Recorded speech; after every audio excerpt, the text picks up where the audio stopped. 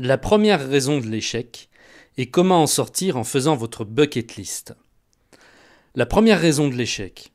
Une étude qui a été réalisée sur 16 000 hommes et femmes, tous issus de milieux différents, a révélé que 95% d'entre eux ont échoué dans leur vie et que seulement 5% ont connu le succès.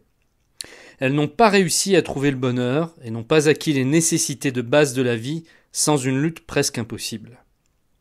Cette analyse a révélé ensuite que les personnes faisant partie des 95% qui avaient échoué n'avaient pas d'objectif bien défini dans la vie, alors que les 5% qui avaient atteint le succès avaient non seulement un objectif défini, mais aussi un plan précis pour la réalisation de cet objectif.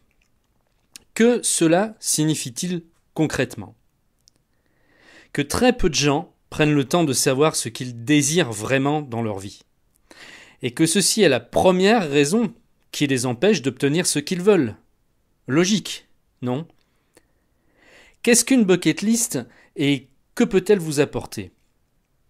Une bucket list n'est rien d'autre qu'une liste de rêves. Écrire simplement tous ces rêves sur une feuille de papier, puis les transformer en objectifs. Rien de plus simple, n'est-ce pas ? Seulement l'avez-vous fait ? Avez-vous pris le temps un jour de lister tous vos rêves sur une simple feuille de papier ? Il y a bien des chances que vous me répondiez non. Pourtant, c'est peut-être la seule raison qui fait que vous n'avez pas ce que vous souhaitez actuellement dans votre vie. Vous manquez très certainement de clarté et la vie ne fait que vous renvoyer cette indécision permanente au travers d'expériences non désirées. Elle vous mène par défaut à des destinations que vous n'aviez pas du tout souhaitées. Faire une liste de rêves est une des meilleures manières de donner une direction à sa vie. Trop souvent, nous accusons les autres ou l'extérieur pour justifier que nous n'avons pas ce que nous voulons. Le gouvernement, les banques, notre boîte, notre patron, les petits gris, nos proches, etc. Nous perdons ainsi un temps et une énergie phénoménaux à nous justifier, à dénigrer et à nous poser en tant que victimes. Au lieu d'agir ainsi, pourquoi ne pas prendre les choses en main et commencer à faire quelque chose ? Donnez une direction à votre vie.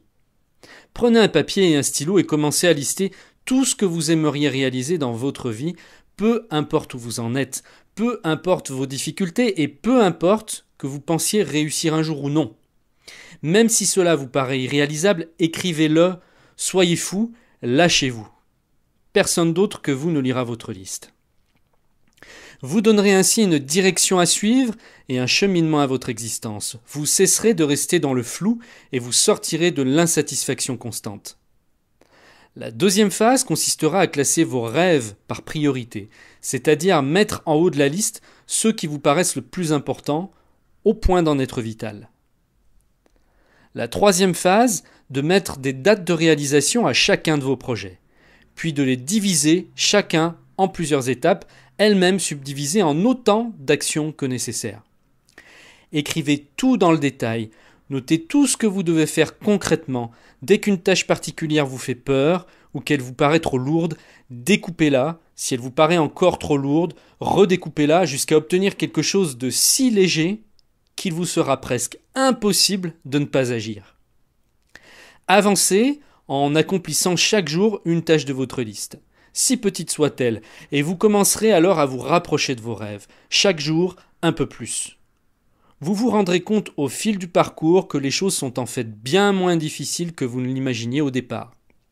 Vous prendrez confiance en vous, vous aurez plus d'énergie et vous concrétiserez enfin ce qui était resté coincé dans un recoin de votre tête pendant des années ou même peut-être depuis toujours, parce que vous n'aviez jamais osé l'entreprendre jusqu'à maintenant. Pour finir, n'essayez pas de courir trop vite. Soyez tortue et vous finirez par dépasser tous les lièvres. Ne vous lancez pas dans tous les projets en même temps. Priorisez, n'en prenez que 2 ou 3 pour commencer, puis ne passez au suivant que lorsqu'au moins un des projets est entièrement réalisé. Commencez tout de suite. N'attendez pas et mettez de côté toutes les objections que votre mental pourra faire lorsque vous vous lancerez dans l'exercice. Non seulement elles ne vous seront d'aucune utilité, mais elles vous conduiront au marasme plutôt que là où vous devez vous rendre. Allez-y,